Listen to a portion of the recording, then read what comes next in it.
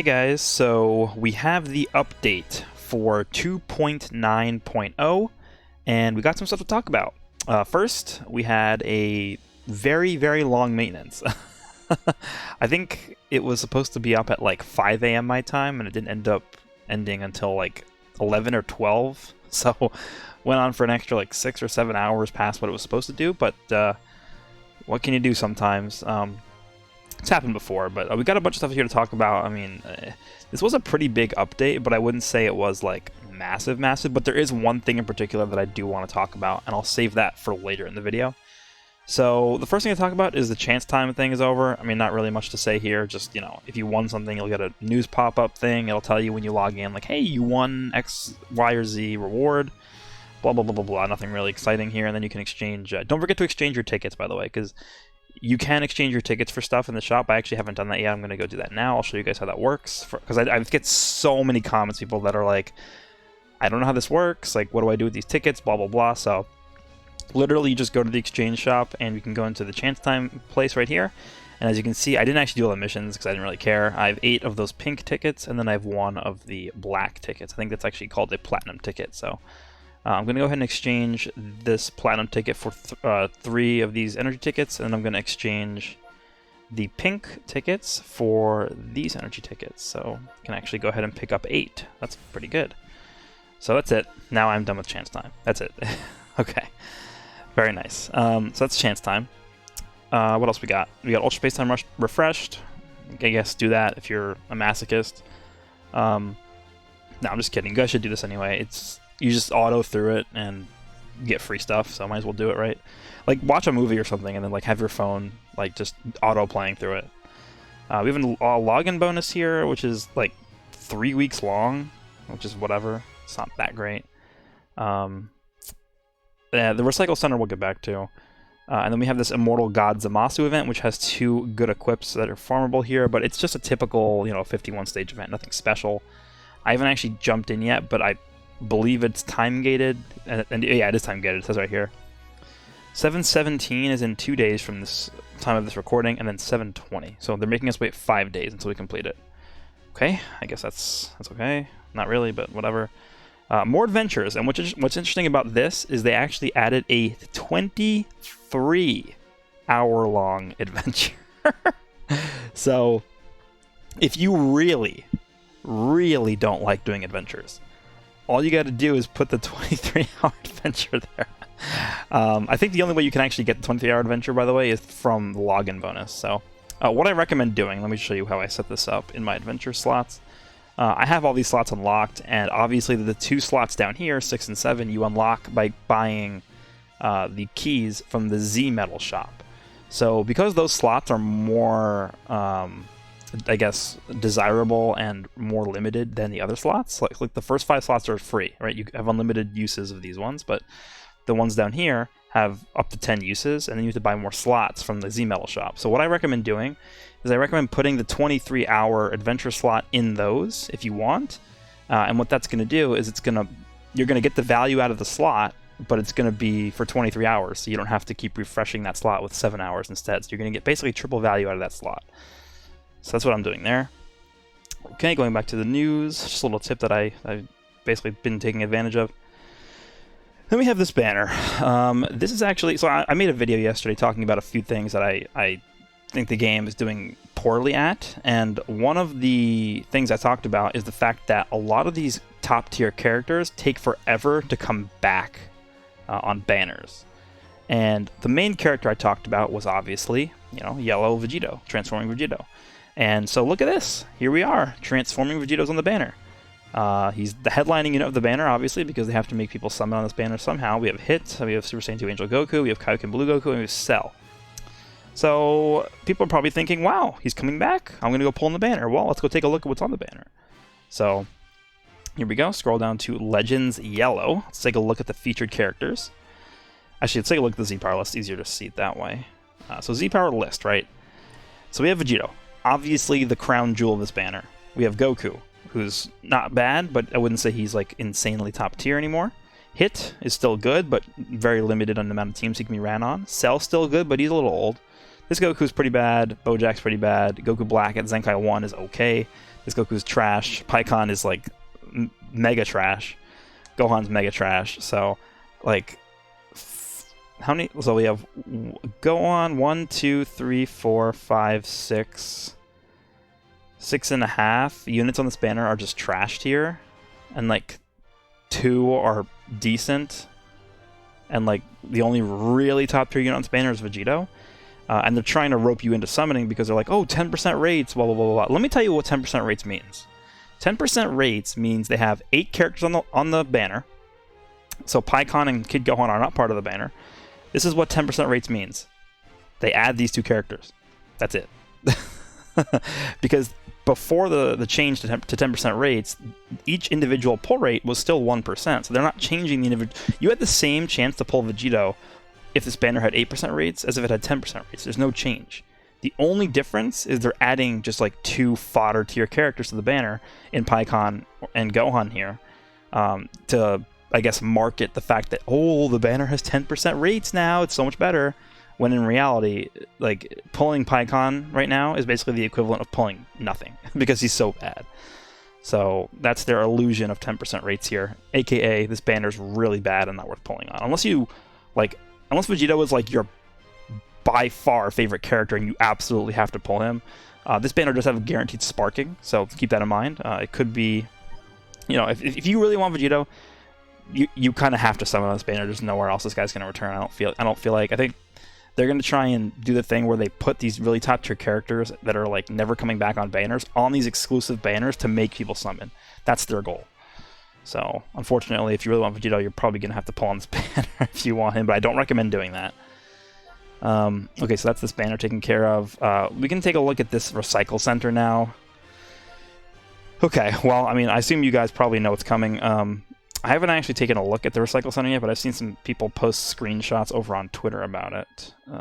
So over here, recycle center, and we have these exchange rates here. So to get 1 Zenkai soul, you need to give up 50 regular souls.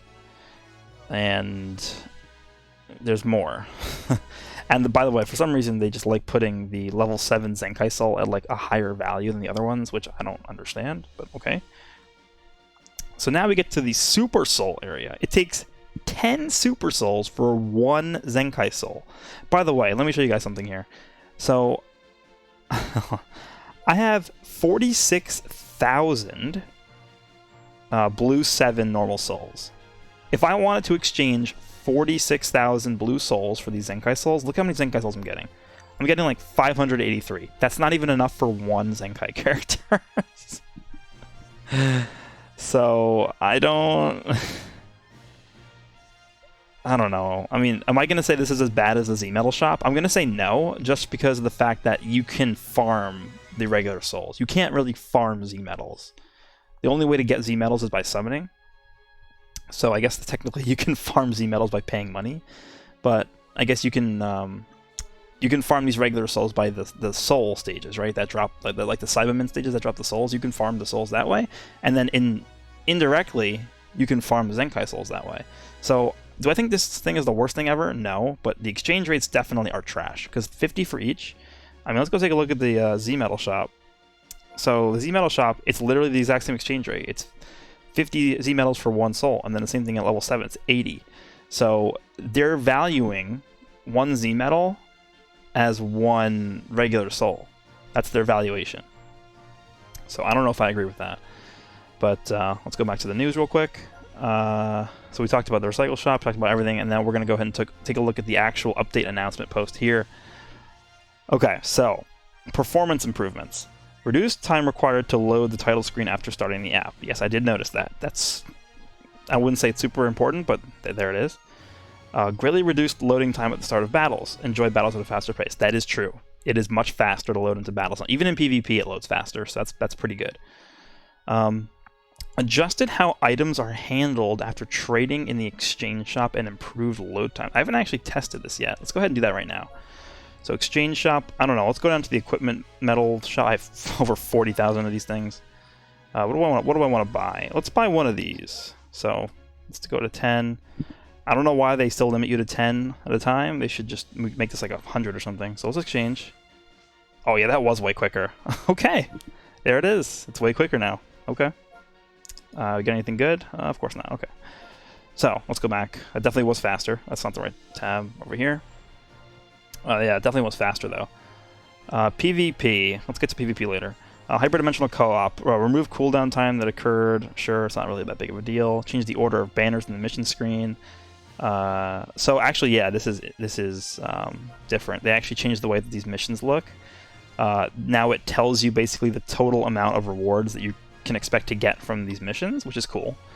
I guess it makes not doing them. It makes doing the math a lot easier because you don't have to do the math. It just tells you. Dailies are, I don't remember if they're the same or not. I think they are. I think only the events are the ones that are different now. Interesting.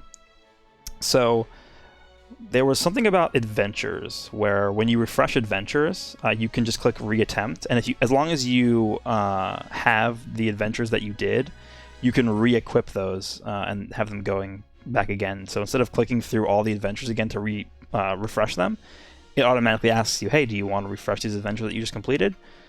So it actually is pretty cool. I like that change. Costumes or accessories for which you have already exceeded the maximum hold limit will no longer be displayed. That's fine. And then the robot notification thing, that's fine. Added your current amount of souls, medals, and exchange items to their details dialog boxes, okay. And then all this other stuff is kind of just like not that important. And then there's some bugs. So the plans for future updates. This update requires the amount of time required to load the title screen after starting the app, along with decreasing battle load times. That's true. In the next update, we plan to greatly reduce the amount of time required to move from the title screen to the home screen. That's good because I noticed that when I first downloaded all the data for this update, the title screen loading bar actually filled up really slow. So kind of annoying, but it says they're going to fix it, so I'm not too worried about it. We are also currently working to address an issue wherein guilds are able to amass an abundance of guild points by repeatedly having members join and leave their guild. So, sure, if you really care about the guild point thing, then that's fine. Okay, so the main thing that I want to discuss, and I know it's been a while, but I want to discuss these PvP changes because this is actually probably one of the biggest changes they have ever made to this game, ever. Strengthened measures against unfair play in PvP rating matches. If you use dishonest methods to achieve rating match rankings, you will lose your right to participate for that season. We will continue to monitor and improve the methods used to determine unfair play, blah, blah, blah. So I don't know how much that actually is going to affect because they say that every single time, and I don't know. Okay, so the last 2 points here are pretty much like, this is like big boy changes here. So the first one, adjusted the conditions used for matching in PvP. This change makes it easier to match with opponents who have similar battle ranks. Now, I've played PvP for maybe like 2-ish hours today, and I'm going to tell you right now, every single match that I played was with somebody who had at least within like 1,000 RP of me, if not more RP than me. So this change looks like it's really working. And this is something that me and Bebop talked about. I made a video with him on the channel talking about the unfairness of PvP and matchmaking needs to be improved and stuff like that. So honestly, I wouldn't be surprised if they watched that video and then they were like, okay, yeah, and then they went ahead and changed it. Because honestly, that's the exact change that we proposed to them, which was they should match people based off of RP and not battle rank. Because matching people with battle rank against each other, all that's doing is if you're battle rank 50, and you have 6,000 RP, you can go right ahead and match with somebody with 12,000, 13,000, 14,000 RP, and it's not going to be a fair fight. So I'm glad that they're actually listening to that, and the fact that they did that means that if you're a higher end player in PvP, you're going to have a lot better match quality now. So making videos is not going to be as annoying, I hope. At least that's the experience that I've had so far playing today. So that's good. And the last bullet point is adjusted matching so that players with a stable intranet connection are matched together. So I'm going to tell you guys right now, I have been sort of hit and miss with this today. I've had some matches that were pretty laggy, other matches that were very smooth. So it's not really, I can't really say with certainty whether or not this is tangible for me yet because it's only been a day. So I'm going to give this another week or two and then come back to it and I'll give my thoughts and opinions on whether or not I think this change is actually like tangible to me and I can actually feel the change coming into play here. But I will say the matchmaking I'm going to make this conclusion right now. The matchmaking in Dragon Ball Legends has been fixed for high ranking players. I will say that for sure. They did a really good job with this update. Sure, there are things like this banner that aren't necessarily the best.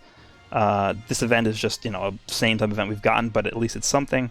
The Recycle Center, while their exchange rates are pretty bad, I think, as long as there's the option to do that, I think it's fine. I mean, I'd rather it be there than not be there at all.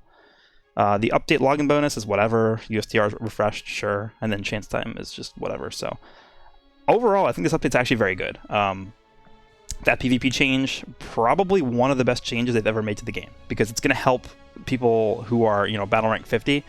It's going to prevent them from fighting people who are like way less in RP than them, and then vice versa. People who are lower in RP aren't going to be matched up with people who have like fully whaled teams and are gunning for the top rank. So I give this update a thumbs up, and I give the developers a thumbs up for this update. So hope they continue this trend. This is definitely a very good sign for things to come. I hope they continue doing a lot of improvements, especially with lag and PvP. Matchmaking is fine. I think matchmaking at this point is actually pretty in a good spot. I think it's fixed. So good job, Legends. I'm excited to see what they do in the future. Hope you guys enjoyed this video, and I hope you guys have a good experience with PvP. See you all in the next one.